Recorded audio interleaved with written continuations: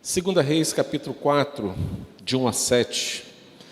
Mais uma vez, irmãos, feche seus olhos e abra o seu coração. Jesus, estaremos lendo a Tua palavra.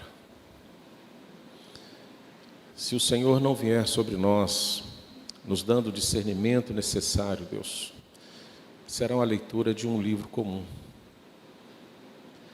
Mas se o Senhor vir sobre nós e nos ajudar e ministrar aos nossos corações, será a Tua palavra, Deus, a Tua palavra revelada aos nossos corações. Por isso somos totalmente dependentes do Senhor, porque não queremos, Deus, falar de nós mesmos. Não queremos falar da nossa experiência, da nossa vida. Não, Pai. Queremos falar da Tua palavra, com clareza do Espírito Santo. E a nossa oração, Deus, que a Tua palavra venha de encontro à necessidade do Teu povo. Que a Tua palavra venha, Deus, nos alimentar de tal forma que possamos viver nesses dias, suportar esses dias, romper com esses dias e continuar na Tua presença, Deus. Certo de que o Senhor é o nosso Deus e que o Senhor tem um controle de todas as coisas. Fica conosco. Perdoa os nossos pecados e nos ajude, em nome do Senhor Jesus. Amém. Mesmo assentado, irmãos, a palavra do Senhor, lá em 2 Reis, capítulo 4, peço que você acompanhe esta leitura conosco. Nos fala assim: certa mulher das mulheres dos discípulos dos profetas clamou a Eliseu, dizendo: meu marido, teu servo, morreu. E tu sabes que ele temia o Senhor. É chegado o credor para levar os meus 2 filhos para serem escravos. Eliseu lhe perguntou: que te hei de fazer? Diz-me, que é o que tens em casa? Ela respondeu: tua serva não tem nada em casa, senão uma botija de azeite. Então disse ele: vai, pede emprestadas vasilhas a todos os teus vizinhos, vasilhas vazias, não poucas. Então entra e fecha a porta sobre ti e sobre teus filhos, e deita o teu azeite em todas aquelas vasilhas. Põe à parte a que estiver cheia. Partiu, pois, dele e fechou a porta sobre si e sobre seus filhos. Estes lhe chegavam as vasilhas, e ela as enchia. Cheias vasilhas, disse ela um dos filhos: chega-me aqui mais uma vasilha. Mas ele respondeu: não há mais vasilha nenhuma. E o azeite parou. Então foi ela e fez saber ao homem de Deus, o profeta Eliseu, e ele disse: vai, vende o azeite e paga a tua dívida, e tu e teus filhos vivei do resto. Glória a Deus, que Deus nos abençoe. Quantas vezes você já ouviu essa frase? Deus está no controle de tudo, Deus tem o controle de tudo. Quantas vezes você já ouviu essa frase? Permita uma segunda pergunta. Quantas vezes você já falou esta frase para alguém? Deus está no controle.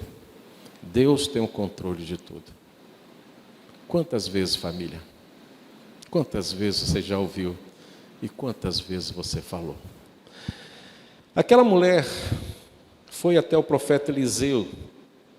E o profeta Eliseu, irmãos, foi aquele que sucedeu o profeta Elias. Eliseu estava no campo trabalhando. E Deus falou a Elias: vai, unge Eliseu para te suceder. E Elias vai até Eliseu, lança sua capa. E ali, mais um tempo, pergunta a Eliseu: o que queres que eu te faça? O que tu queres? E Eliseu simplesmente faz um pedido inusitado: me dê a porção dobrada do teu espírito. Só isso que eu quero, mais nada. Me dê a porção dobrada do teu espírito. É interessante que o profeta Elias, ao invés de soltar fogos, dar um glória a Deus, um aleluia, oh bênção, Deus tem respondido às nossas orações, Deus está no controle de tudo. Elias responde assim: dura coisa me impediste. Dura coisa me impediste. Porque, irmãos, para viver de acordo com a vontade de Deus, nós precisamos obedecer de forma verdadeira e sincera esse Deus. E obedecer os caminhos do Senhor e a vontade do Senhor, os mandamentos do Senhor, requer de nós, meus irmãos, rejeitar o nosso velho homem, as nossas vontades, os nossos prazeres, e viver integralmente essa verdade em todo o tempo e em toda e qualquer situação que porventura você vier a viver. Em toda e qualquer situação, não apenas em um ou outro momento da sua vida, mas em toda e qualquer situação, todo e qualquer momento que porventura vier sobre a sua vida, sobre a sua casa, sobre a sua família. Você precisa reagir, você precisa praticar a verdade na obediência da palavra de Deus e da vontade do Senhor. Eliseu era assim, obediente à palavra do Senhor. Mas como homem de Deus, como o texto apresenta Elias aqui no final do texto, né? No versículo 7, então foi ela e fez saber ao homem de Deus, assim que ele era conhecido. Eliseu também se compromete em orientar e aconselhar as pessoas que o procuravam conforme a vontade de Deus, porque ele vivia essa essência. Assim como Nicodemos chega ao Senhor Jesus, lá em João capítulo 2, e diz para Jesus: só pode operar esse milagre, só pode fazer essas coisas aqueles que verdadeiramente é de Deus e pertence a Deus. Por isso que quando você olha o contexto que nós lemos, você não vai ver Eliseu orando, você não vai ver Eliseu mencionando o nome de Deus, e nem precisava, porque ele era a essência do próprio Deus aqui na terra. Ele era a representação desse Deus aqui na terra, por isso que ele é conhecido homem de Deus. Olha que coisa maravilhosa. Assim como Abraão era conhecido como amigo de Deus, Eliseu era o homem de Deus na face da terra. Ele estava em perfeita sintonia constantemente com Deus, subordinado à vontade de Deus, rendido ao Senhor durante a sua existência. E aqueles que são de Deus, homens de Deus, precisa ter um compromisso com Deus em crer que esse Deus que ele serve é o Deus que pode mudar histórias, pode transformar vidas. E para que isto seja um objetivo, e esse objetivo seja alcançado na vida das pessoas que estão dependendo de Deus e procuram os homens de Deus, a pessoa de Deus na face da terra, nós precisamos nos comprometer em orientar, em pregar e falar exatamente o que Deus deseja que venhamos a falar aos corações, para que a bênção do Senhor, de fato, chegue até aquelas pessoas que necessitam do favor de Deus. Não podemos mercadejar a palavra. Não podemos viver o Evangelho de uma forma diferente e praticar as coisas que não convêm e depois aconselhar pessoas conforme a vontade de Deus, se eu não vivo e pratico as verdades do Senhor. Logo, eu não atinjo o objetivo de ver a bênção do Senhor na vida daqueles que carecem do Senhor. E algo que Eliseu não temia era falar das verdades do Senhor e aconselhar e direcionar as pessoas conforme a vontade de Deus. E aqui nós estamos vendo uma família que estava vivendo um drama muito complexo, muito difícil. O texto apresenta uma viúva que tinha algumas dívidas. A palavra de Deus não revela que tipo de dívida era essa. Mas eu costumo dizer que há dívidas lícitas e dívidas ilícitas. E eu creio que a sua dívida era uma dívida lícita. E por que era lícita? Porque o profeta não recrimina quando ela fala assim: chegou o credor e quer levar os meus filhos como paga da dívida. Talvez você esteja curioso e fale assim: que dívida é essa? Meus irmãos, pode ser qualquer dívida, mas dívida é lícita. Por exemplo, eu pergunto a você nesta noite: você sabe o dia que você vai morrer? Será que é para agora, daqui 10 anos, 20 anos, 50 anos? Eu sei que isso vai acontecer, mas que dia que vai acontecer? Você sabe? Não, não sabe. Isso te impede de amanhã você ir lá no banco e pedir um empréstimo para comprar um carro, financiar uma casa, fazer um tratamento? Te impede? Não. Não. Você vai lá e pede. Acontece um acidente de percurso, aquela dívida fica. Se você não fizer um seguro, se não fizer um contrato bem feito, essa dívida vai vir sobre a sua família. É uma dívida lícita para os projetos. Então eu creio que Eliseu está diante de uma mulher que está vivendo um drama por causa de dívidas, irmãos. Por causa de dívida. Dívida do seu marido, dívida que ele adquiriu para cuidar, zelar da sua família. Só que ele veio a morrer. Mas se tem uma morte, e se tem algo de dificuldade, das dificuldades que pode nos acrescentar, e de repente você fala assim, graças a Deus, é quando você passa por dificuldade, vem a morte, a sua família tem uma referência naquele ente querido que morreu, uma referência de fé num Deus vivo, que viveu para servir esse Deus, e esse Deus honra, mesmo ele aí sendo, já está morto e sepultado. Deus não esquece dos seus filhos. Deus não esquece da família dos seus filhos. Assim como Deus não esqueceu da família desta viúva que procurou o profeta Eliseu. Então aquela mulher chamou a Eliseu, e Eliseu lhe fez duas perguntas. No versículo 2 diz assim, o que hei de te fazer? O que tens em casa? Então isso nos mostra as duas coisas importantes nesse diálogo de Eliseu com esta viúva. Primeiro, devemos pedir ao Senhor e apresentar diante dele os nossos pedidos. Isso é feito hoje através da oração. Através da oração. Esta mulher foi ao homem de Deus e apresentou o seu pedido. Foi lá e pediu o seu favor, o seu auxílio.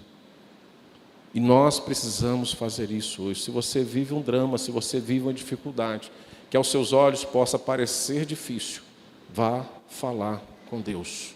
É você que tem que sair do seu comodismo e ir falar com Deus, caminhar até Deus. Nós, no tempo moderno, estamos esquecendo de ter um tempo com Deus, mesmo em sofrimento. Isso me chama a atenção e provoca preocupações no meu coração. Será que só eu estou vendo que o tempo está difícil? Só eu que estou percebendo que as coisas estão se complicando em nossa volta e que qualquer um de nós possamos ser amanhã afligido com uma dificuldade? E mesmo assim isso não nos leva à presença de Deus e muitas vezes abandonamos a nossa vida devocional de oração e deixamos de colocar para Deus as nossas necessidades. Deus quer ouvir a sua oração. Deus quer receber o seu pedido. Você precisa ir até Ele. Segundo, por pior que seja a nossa situação, sempre temos algumas coisas que podem ser usadas por Deus. E algo que Deus pode multiplicar e venha redundar em bênçãos para a nossa própria vida. Quando nós procuramos Deus e colocamos de forma sincera a nossa dificuldade, as nossas limitações, os momentos difíceis que estamos vivenciando, Deus revela algo que está tão perto de nós, que pode ser a resposta para que possamos conseguir tudo aquilo que necessitamos para mudar aquela situação, que possa estar bem perto da gente. Deus revela. Ela diz que não tem nada em casa, aí revela um segredo, senão somente uma botija de azeite. Só isso que eu tenho. Isso me leva a imaginar e a pensar. Muitas vezes nós tomamos muitas decisões precipitadas, ao invés de levarmos em primeiro lugar e esperar a resposta do Senhor. Eu penso, irmãos, a palavra de Deus não nos revela. Como a sua situação era grave de dívida, e o credor já estava na sua porta, querendo levar os seus 2 filhos como escravo, como pagamento, assim que era o costume da época, pelas dívidas que a família tinha, eu acredito que ela começou a vender os seus pertences mais valiosos dentro de casa. Trazendo para a nossa realidade, quem sabe ela vendeu a geladeira, vendeu a televisão, vendeu, quem sabe, o carro, e foi vendendo as coisas, isso não foi suficiente para pagar a dívida. Aí que ela vai lembrar do homem de Deus, aí que ela vai lembrar do Deus do seu marido, da fé do seu marido, depois que ela já tinha se abdicado de todas as coisas dentro de casa. E o profeta fala: o que tu tens? Não tenho nada. Não, mas só sobrou uma botija de azeite. Era a única coisa que ela tinha. E essa botija foi suficiente para Deus operar um grande milagre na sua vida, que com certeza ela jamais iria esquecer. Isso traz uma verdade ao meu coração, que Deus sempre nos dará um escape em tempo oportuno. Há algum tempo aqui na igreja, todo final de culto, eu tinha uma frase, e durante um ano eu encerrava o culto com uma frase dizendo assim: Deus mostra um caminho onde não pareça existir um. Deus mostra um caminho onde não pareça existir um. Deus sempre nos dará o escape em tempo oportuno. Deus sempre nos favorecerá quando nós o buscamos e estamos dispostos a obedecer à sua vontade. Deus controla todas as coisas. Todas as coisas estão sob o seu domínio. Tudo está no controle de Deus. Aí eu volto a perguntar, diante dessa afirmativa verdadeira: o que você tem em casa? Eu creio também, irmãos, quando eu falo essa afirmação, que Deus tem um controle de todas as coisas, eu creio que Deus também tem a soberania de administrar todas as coisas em nossa vida. E eu creio que Ele é o melhor administrador. Se nós lermos a palavra de Deus, nós vamos ver que Deus, a uns, Ele abate, a outros, Ele exalta, a uns enriquece e a outros empobrece. Eu só posso enxergar isso, essa forma de agir de Deus, como Ele é um excelente administrador de toda a humanidade. Ele tem o controle perfeito de toda coisa, porque Ele é Deus. E Deus, para mim, é Deus. Deus é quem controla todas as coisas. E eu sei que nem um fio de cabelo ou uma folha de uma árvore cai sem o controle, sem a administração perfeita e sem o consentimento de Deus. Isso é importante ficar no nosso coração. É importante ficar. E eu creio num Deus que conhece a história e que é soberano. Mas também, irmãos, existe uma outra verdade. Eu também creio igualmente na responsabilidade do homem. Então, logo eu posso afirmar que Deus é 100% soberano e o homem é 100% responsável pelos seus atos. 100% responsável pelos seus atos. E o que você tem em casa é suficiente para Deus mudar a sua história para sempre. Então, Eliseu diz a ela o que fazer com todos os detalhes possíveis, quando ela declara: eu tenho apenas uma botija de azeite, e vivendo um drama sem precedente. E ela sai, depois daquela orientação que o profeta lhe dá, ela sai em paz, ela sai tranquila, ela sai confiante, dominada por uma fé e um desejo profundo de obedecer à orientação de Eliseu, porque Eliseu era o homem de Deus, a referência de Deus na face da terra, era a voz de Deus, e como nós dizemos hoje, era a boca de Deus naquele momento. É como se Deus estivesse falando ao seu coração. E quando ela recebe as orientações do profeta, ela sai em paz, sem confusão. A Bíblia não revela qual foi o verdadeiro interesse dela até ao profeta. Mas por algumas experiências que nós temos nos dias de hoje, me permita fazer aqui uma colocação. Muitas vezes, quando nós estamos em situações de extrema necessidade, nós queremos que alguém resolva os nossos problemas, mas não queremos que Ele nos dê orientações para que nós mesmos possamos resolver os nossos problemas. Por exemplo, já tive algumas experiências com pessoas que nos procurou por ajuda. E eu, na minha inocência, longe de ser semelhante ao profeta Eliseu, porque no momento que eu ofereci uma alternativa para ajudar, sequer eu pensei no profeta Eliseu, foi algo que veio no meu coração. E eu falei para a pessoa, olha, eu tenho um serviço aqui para fazer, e eu vou te pagar esse dia de serviço.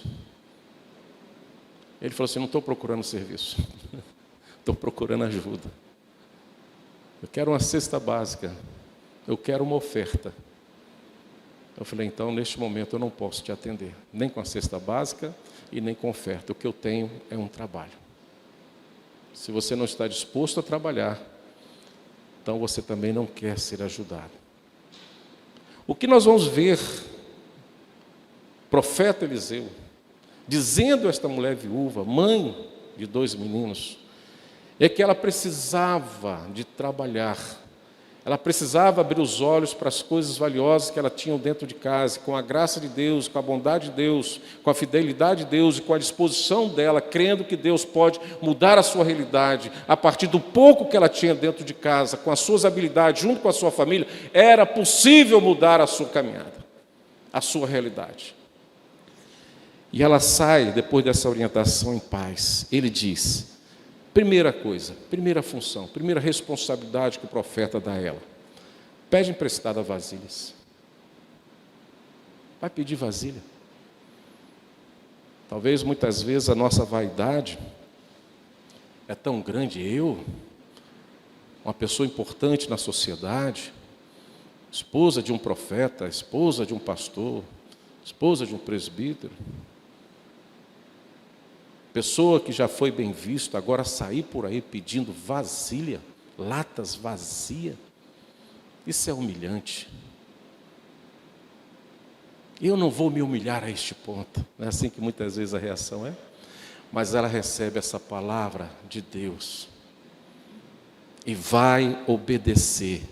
Ele enfatiza ainda, vazias, e diz, não poucas, e dá o endereço a todos os seus vizinhos. Oh, meu Pai querido, estou vivendo uma situação difícil, até que buscar latas vazias eu consigo, mas agora pedir latas vazias ao meu vizinho, aí já complica.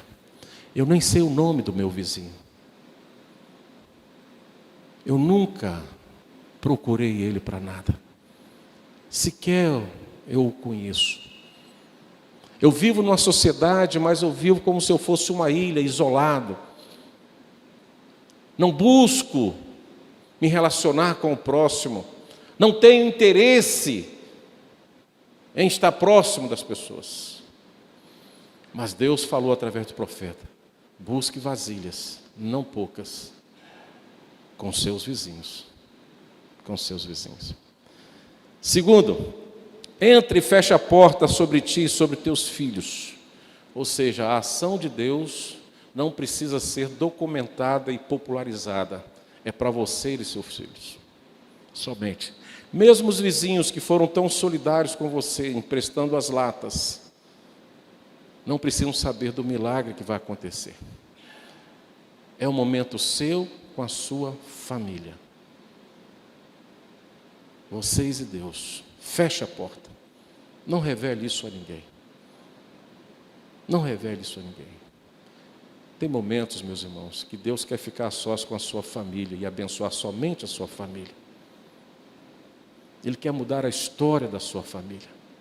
Ele quer estar em comunhão plena com a sua família. Independente do momento que você esteja vivenciando, Deus tem prazer de estar contigo, somente contigo. Deus não precisa de multidões para celebrar um milagre na sua vida. Você é a pessoa mais importante para Deus. A sua casa é mais importante para Deus, porque é uma casa que vive no temor de Deus, e Deus se alegra, e Ele se alegrando conosco, Ele traz de volta às nossas mãos o que é necessário para a nossa existência. Vai aos vizinhos, pegue emprestada latas vazias, não poucas, agora entra na sua casa, fecha a porta.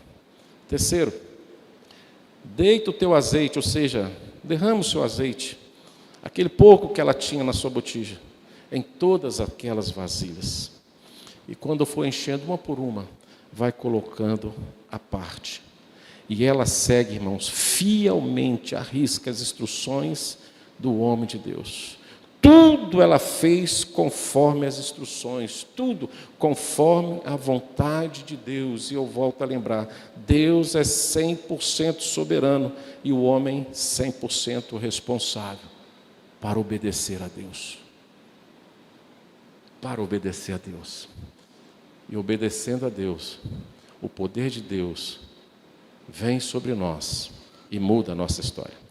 Certamente que ela tinha crédito junto aos seus vizinhos, isso é um fato importante, porque eles não negaram esse estranho pedido de panelas vazias e não pouca. Ou seja, o seu milagre, em parte, dependia de suas vizinhanças e dos seus amigos. Como é que está a sua família? Deus está no controle de tudo? E como é que anda o seu relacionamento com os seus vizinhos? Como anda o seu relacionamento com a sua família? Quem sabe a resposta da sua luta está dentro de casa. Quem sabe a resposta da sua luta está mais perto de você do que você imagina. Mas muitas vezes nós não temos tratado o próximo conforme a orientação da palavra de Deus. E quando passamos as nossas necessidades, ficamos isolados, sozinhos. Não temos amigos. Não temos pessoas que se importem conosco. Talvez você esteja pensando assim, pastor, mas isso é um fato isolado da Bíblia. Não é, querido. Se você olhar o livro de Jó, capítulo 42, a partir do verso 10, 11 e 12, você vai ver algo ali tremendo na vida de Jó.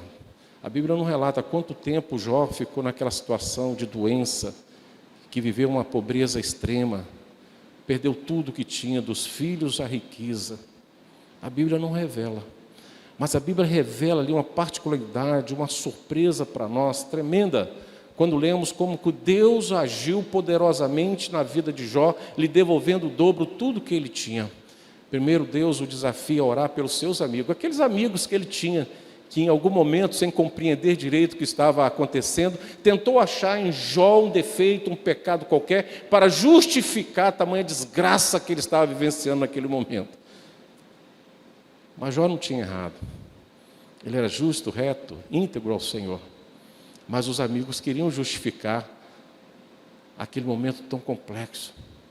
Mas lá no versículo 10 de Jó 42, você vai ver que Deus coloca os seus amigos diante de Jó para que Deus pudesse interceder por eles. E ele ora. Aí nós paramos muitas vezes no finalzinho desse versículo. E o Senhor deu-lhe o dobro de tudo que antes possuíra. E a gente fecha os olhos e fala assim, Deus fez assim, como fez a criação. Haja luz, e houve luz. Como se Deus fizesse assim, 14 mil camelos, toma aí Jó de volta. Não sei quantas ovelhas, toma aí Jó. Toma uma riqueza, toma uma serva, toma assim, rapidinho, 10 filhos nasceu. Não, meu irmão. Por favor, bota outro versículo, o próximo versículo. Leia comigo, igreja. Leia comigo. É isso mesmo que está escrito aí. Jó 42, 11. Então vieram quem? Todos os seus? Opa, onde estavam os irmãos de Jó? A Bíblia só vai revelar agora. Mas eu sei que Jó, lá no capítulo 1, versículo 2, além de ser íntegro, reto, ele zelava pela sua família. Ele era benquisto da sociedade. Todos o amavam, apesar de ele ser riquíssimo. Riquíssimo. Ele se relacionava com o seu servo, com seus funcionários, com seus vizinhos, com seus amigos, com sua família, de forma justa. O mistério de Deus não revelar isso na totalidade do livro de Jó, não nos compete questionar. Mas no final ele revela, e ele e todos os seus irmãos, quem mais, igreja? E todas as suas irmãs. Opa, ele tinha família. E se relacionava bem com as suas famílias. Continue lendo comigo, igreja. E todos quanto dantes o conheceram, muitos amigos, muitas pessoas que o conheceram antes da sua doença, antes de perder tudo, antes da mão de Deus pesar sobre ele, permitindo Satanás que destruísse praticamente a sua existência, só não levando à morte, nem aniquilando ali o seu casamento. Foi o que Deus preservou para ele, foi só o casamento e a saúde da esposa. O resto tudo, Satanás o maltratou. Mas olha o que acontece. Naquele momento, comeram com ele em sua casa. Ele tinha uma casa ainda, a casa ainda permaneceu. E se condoeram, ou seja, choraram, lamentaram com ele. Veio o consolo, e o consolaram de todo o mal. Aí sim eles começaram a entender, por permissão de Deus, o que tinha acontecido, que o Senhor lhe havia enviado. Ou seja, Jó só tem uma resposta: Deus permitiu que isto acontecesse contigo. O teu sofrimento não veio por causa de um pecado, por causa de uma desobediência. Não, o teu sofrimento veio porque você é extremamente obediente, íntegro diante do Senhor. E isso que fez com que Deus permitisse que Satanás tocasse na sua vida e a sua vida se transformasse para pior do jeito que nós estamos vendo. Então veio de Deus, e leia comigo o final do versículo. Cada um lhe deu o quê? E lhe deu o quê? Anel de ouro. E esse pouco que ele recebeu, com a bênção de Deus, se tornou o dobro que ele tinha na sua vida toda. Ele era empreendedor, trabalhador, zeloso, fiel, obediente a Deus. Ah, irmão, a sua habilidade de negócios veio a lhe favorecer com a bênção de Deus, e ele vai receber tudo, 2 vezes mais, dobro do que ele tinha antes. Deus usando pessoas para abençoar. Por isso que você precisa estar atento às pessoas que estão à sua volta. Por isso que você precisa cuidar melhor da sua família, da sua casa. Que o seu socorro, a sua ajuda pode estar tão perto de você e você não imagina. E você tem saído de casa, caminhado distância para receber uma ajuda, enquanto a ajuda está bem perto de você. Mas por isso você precisa se relacionar. Você precisa se quebrantar, se humilhar, pedir perdão, amar. E tratar os seus entes queridos, os seus amigos, como se fosse no Senhor. Porque se o dia de amanhã for mal na sua vida, o milagre que Deus quer fazer pode ser através de alguém que está bem próximo de você e te ajudar. Assim, voltando para o nosso texto, assim como aquela viúva usou a sua vizinhança para recolher panelas, latas, para encher de azeite. Mas vai mais à frente. Ele ainda podia ser uma grande bênção na vida e fazer com que aquela viúva pudesse ser próspera. Porque sem vasilha, como ela iria conseguir a sua bênção? Porque o profeta falou o quê? Vai e pega o quê? Vasilhas. E o profeta falou quem mais? Com seus vizinhos. Não é comigo, não é com a igreja. É com seus vizinhos. A sua bênção está aí do seu lado, da sua casa. Nós precisamos nos comprometer com as verdades de Deus, irmãos, e viver neste mundo conforme a vontade de Deus, não conforme eu penso, e não conforme a sociedade tenta nos conduzir neste mundo tenebroso. Nós precisamos viver literalmente a vontade de Deus. Deve ter sido uma cena e tanto, aquele monte de panelas, de latas vazias, sendo carregada pelos seus filhos. E os meninos que certamente ajudaram a mãe na coleta das panelas, ajudando a sua mãe no momento difícil. Se os irmãos me permitem, fazendo esse estudo, eu lembrei um pouco da minha infância. E bem cedo, aos 7, 8 anos, eu já tinha uma caixa para vender picolé. Eu já tinha um borná para vender bala doce. Eu já levantava às 3 horas da manhã para fazer bala doce numa fabriqueta que papai tinha no fundo de quintal, artesanal. O problema não era levantar às 3 horas da manhã para fazer bala doce. Você sabe qual era o problema? Era levar as balas doces para vender na porta da minha escola. Esse era o problema. Encarar os meus amigos, meus colegas de escola, vendendo bala doce. Vendendo as balinhas. Aquilo era demais, era doído demais. Encarar os meus colegas. Mas nós fazíamos isso. As piadas vinham, as brincadeiras vinham. Depois eu fui aprimorando os meus negócios. E resolvi, ao invés de vender a bala doce, porque a fábrica faliu, o papai teve que trabalhar, né? Então nós conseguimos fazer. Tive que vender picolé na rua. Até os 11, 12 anos, 13 anos, vendia o picolé. Olha aí o picolé! Olha aí o picolé! Aí vinha um engraçadinho do outro lado e falava assim: água pura ninguém quer. Você chegava no campo de futebol para vender o picolé, a garotada maior pegava o picolé e não pagava. Quando a gente ia cobrar, levava uns cascudos e ainda quebrava a nossa caixa de isopor. E para ficar melhor ainda, chegava em casa, a gente apanhava porque a caixa foi quebrada. E no outro dia, arrumava outra caixa e ia vender. Ajudando os pais. Ajudando os pais. Feliz por isso. Doído, sofrido. Mas ajudávamos os pais. Hoje, o mundo diz que criança não pode ajudar os pais. As leis estão aí. É trabalho escravo, trabalho infantil, é proibido por lei hoje. Isso tem causado um dano muito grande na intimidade da família, porque os pais perdem este momento de colocar os filhos para desenvolver algumas atitudes. Eu não caminhei para o lado do comércio, mas meu irmão mais velho se tornou um grande executivo do grupo Águia Branca, porque aprendeu a vender consórcio, e ele aprendeu lá na venda de picolé.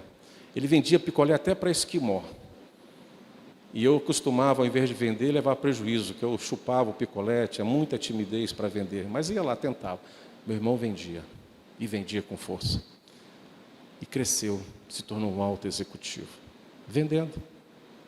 Ou seja, o seu azeite estava dentro de casa.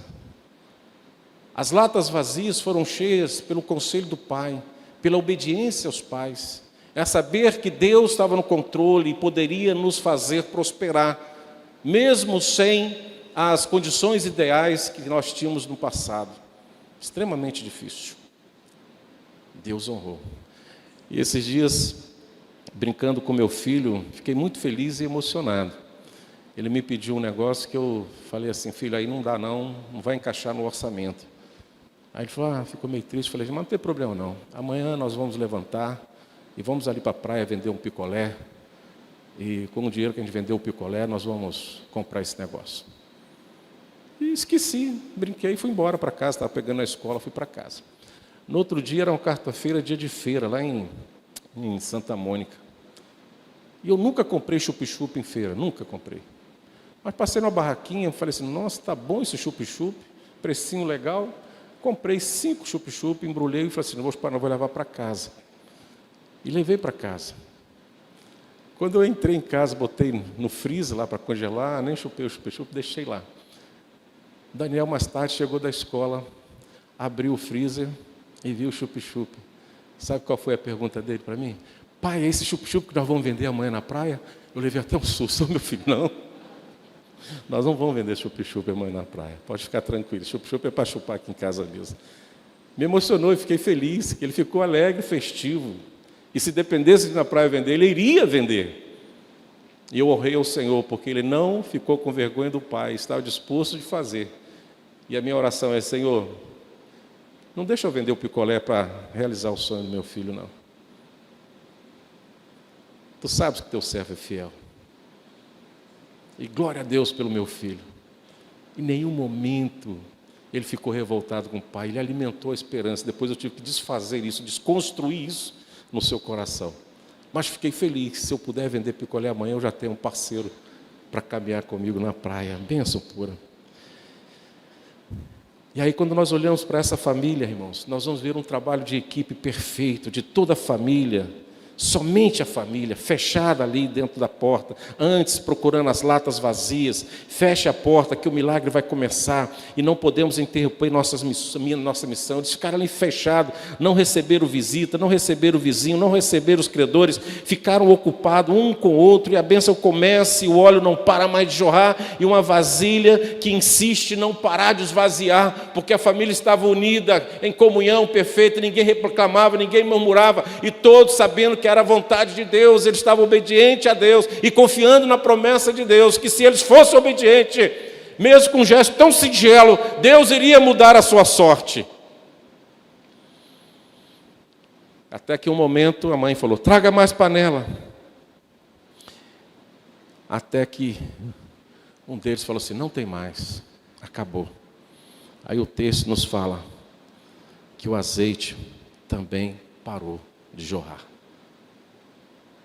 Você sabia que as bênçãos inesperadas nascem em situações mais estéreis, mais complicadas? Por exemplo, a oliveira cresce em terras rochosas e o seu óleo é extraído em lugares entalhados na rocha. Você vai ver isso à luz das Escrituras, lá em Jó 29:6, que diz assim, e da rocha me corria ribeiras de azeite. Nos lugares mais complexos. E se você me permite trazer de novo à sua mente, nós vamos ver que num lugar tão extremo que não poderia ter como alguém existir por 40 anos, Deus preservou o seu povo com maná caindo do céu todos os dias. Eles não podiam plantar, não podiam colher. Eles eram nômades no deserto. Mas Deus fez jorrar maná do céu para que o seu povo pudesse caminhar 40 anos. Não adoeceram. As vestes não apodreceram. Os pés não incharam. E as sandálias foram conservadas. Deus trabalhando nos detalhes, excelente administrador. O azeite somente parou de jorrar depois que quando não havia mais vasilhas para preencher. Aí você acha que acabou tudo? Não. Em seguida, ela não tinha recebido essa orientação. O profeta primeiro fala, pega a vasilha emprestada com seus vizinhos, não poucas, entra na sua casa, fecha e joga, deixa derramar um azeite sobre a outra lata, vai deixando do lado até que todas ficam cheias. Só isso que o profeta falou. Mas quando tem a bênção, que ela percebe que tudo aconteceu conforme a palavra de Deus, através do profeta, a primeira atitude dela é retornar ao profeta. Ela volta ao homem de Deus, ele diz o que aconteceu e ele dá as últimas instruções, a cereja do bolo, orientação final. Olha o que ele fala, mais trabalho, irmãos. Vai e vende o azeite. Trabalho, empreender.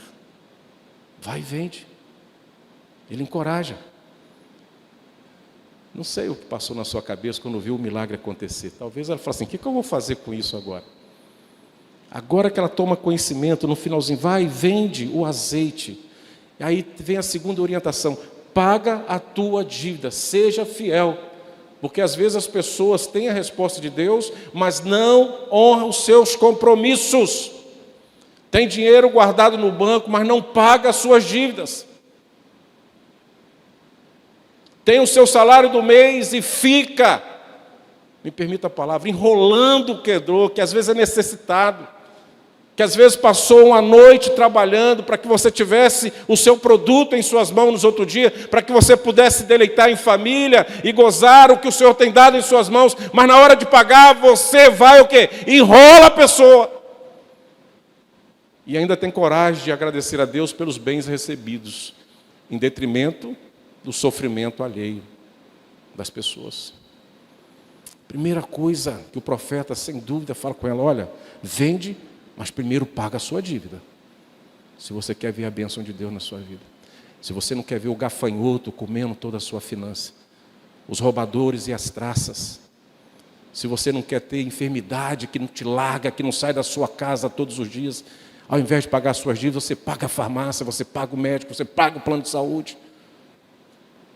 Você vê o seu carro te dando prejuízo todo dia, você paga a manutenção do seu carro. Você vê problemas e problemas todos os dias acontecendo na sua vida e você não para pensar que Deus te abençoou e você não foi fiel com aquela bênção e você não fez o que Deus quer que você faça corretamente. Ela não teve dúvida. Da mesma forma que ela sai no primeiro momento em paz, confiante e obediente, no segundo momento ela faz a mesma coisa. Vai, vende, paga a sua dívida e diz, vivei tu e teus filhos do restante. Está aí o milagre da multiplicação do azeite. De uma viúva que lhe rendeu recursos para pagar as suas dívidas e ainda gerar tanta renda que pôde viver e manter a sua família com sobra.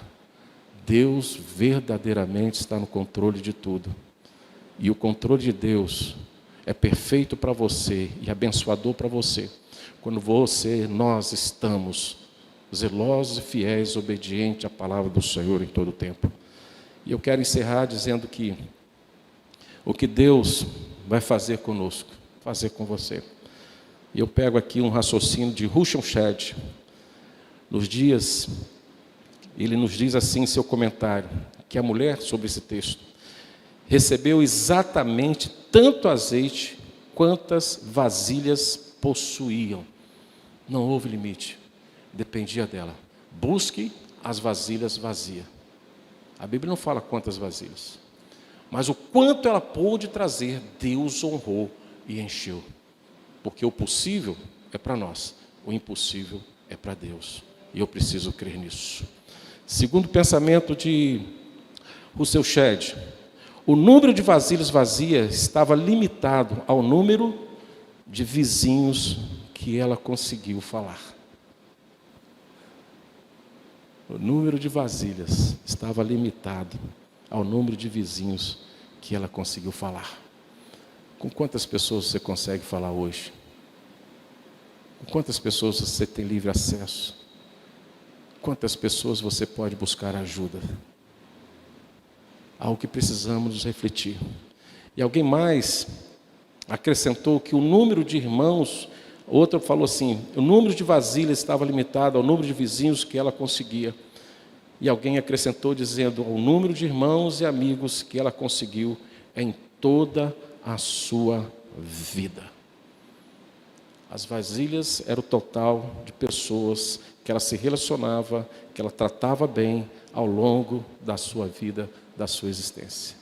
Logo, pessoas são importantes, pessoas são necessárias e elas podem ser instrumento de Deus para mudar a nossa história, se nós estamos tratando bem o próximo como a vontade de Deus.